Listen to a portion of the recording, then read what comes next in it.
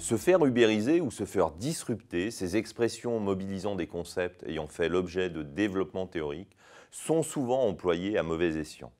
Elles renvoient en fait toujours au phénomène de désintermédiation.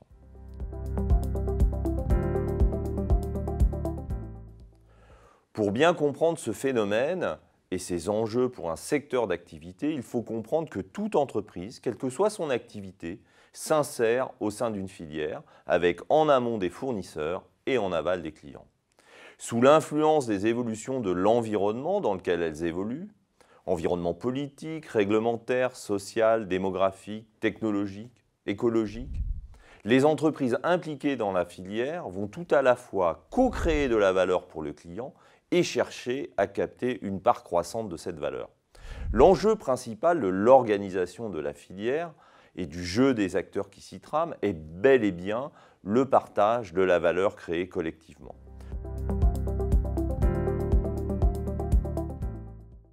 Le fantastique développement des technologies de l'information et de la communication a fait émerger de nouveaux modèles économiques reposant sur l'utilisation intensive de ces technologies. Ces nouveaux modèles répondent aux évolutions du comportement du client consommateur, telles que l'économie de l'usage et l'économie collaborative. La désintermédiation correspond à la volonté stratégique d'un acteur de s'immiscer entre les acteurs en place au sein de la filière en proposant une offre répondant à de nouveaux critères et reposant sur de nouveaux modèles économiques. Ce type d'approche repose aujourd'hui souvent sur la mise en place de plateformes dont le but est de défragmenter le marché.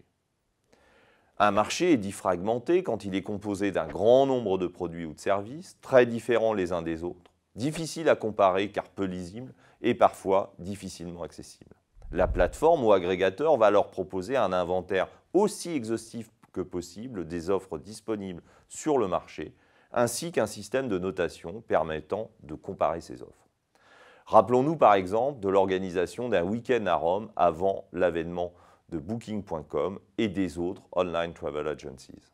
Pour le client, l'accès à cette offre s'en trouve facilité et le gain de temps est significatif.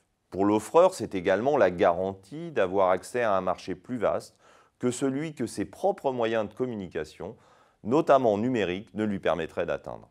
Ainsi, du point de vue du client, rien à redire. Une vue exhaustive sur les offres disponibles, un accès à l'offre simplifiée, le moyen de comparer et d'acheter en quelques clics.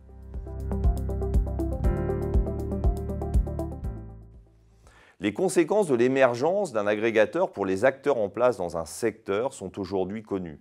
Maîtrisant la relation avec le client et le marketing au travers de la mise en avant des offres, l'agrégateur, d'incontournable, en devient dominant. Il est alors en mesure de capter une part importante de la valeur, donc de la marge des offreurs. Les acteurs traditionnels de la filière, en perdant une partie du lien avec le client, deviennent de simples producteurs.